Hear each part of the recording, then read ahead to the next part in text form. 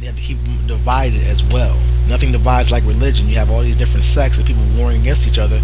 That way they can't unite. That's in the Bible too. I mean, when you look at the story of the Tower of Babel, when you look at the story of the Tower of Babel, you probably have been taught when you were a little kid that this story is about arrogance. Like when they built the tower to try to reach the heavens, and then God came down and destroyed it, or Yahweh came down and destroyed it. People try to spin that as if it was some kind of act of arrogance, but that arrogance has nothing to do with this story. If you read this story, the reason that he destroyed the tower, that Yahweh destroyed the tower, is because he saw that the people were united. And he said when the people were, he was worried about this. He said when the people get united, there's nothing they can't do. This is supposedly God saying this. There's nothing they can't do. So we have to stop this. So he changes all their languages so that they're no longer united. That's what that story is actually saying. It's saying that if you have unity, you can do anything. So that you do. So now to keep control, they do not want you to be united. These are all Illuminati tactics. It's the same thing. It is the same thing in myths. They're using the same blueprint to create a slave, because that's what you are to the Illuminati. You're slaves. So they want you to be as far removed from knowledge and power as you can get. Have you noticed how in the Bible they make bad good and they make good bad? Like the serpent, or if you want to call him Satan, Satan is the good guy. He's actually the good guy in the Bible. He gives you knowledge, whereas Yahweh tries to deprive you of knowledge. But you're supposed to worship the tyrant that deprives you of knowledge. Yahweh, he kills all types of people in the Bible for all types of ridiculous reasons. Who does Satan kill? But you're supposed to think that Yahweh is the good guy.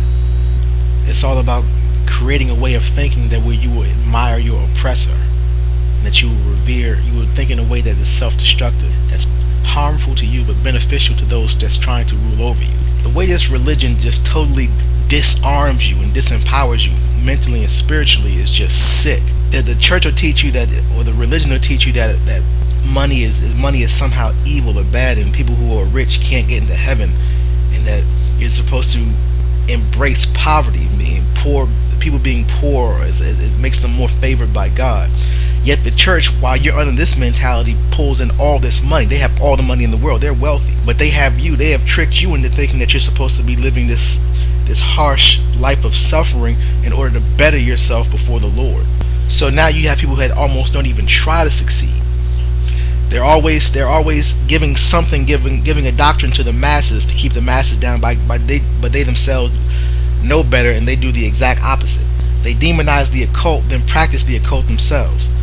If you think that the Illuminati is using the occult against you, if you believe in that the Illuminati is using the occult against you, and you see how successful the Illuminati are, then you should be trying to learn the occult yourself. Occult is not evil. Occult just means hidden.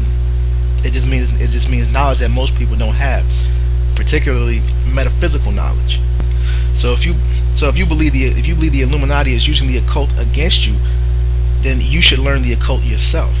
That way you empower yourself against it. But you won't, because you've been so trained to be afraid of this power. You think it's so evil, and that God's going to get pissed off if you learn it. Matter of fact, I was just talking to someone yesterday, and this very thing came up. I saw this person on YouTube, and she was, talking about her previous spiritual belief system, and now she's a Christian now, but she was talking about her previous spiritual belief system, and it's so much higher than the Bible.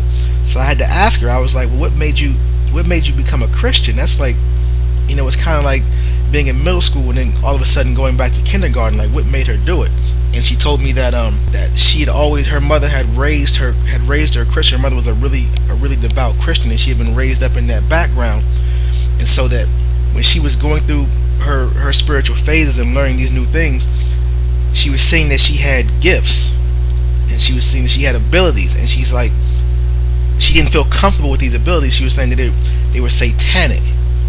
So when she saw that things were actually happening for her, she said it was, in her mind, she envisioned that as Satanism, and being Satan giving her powers. So she absolved herself of that and went to this Illuminati system of Judeo-Christianity. And it's sad to see, because it's such a perverse doctrine. Everything is perverse.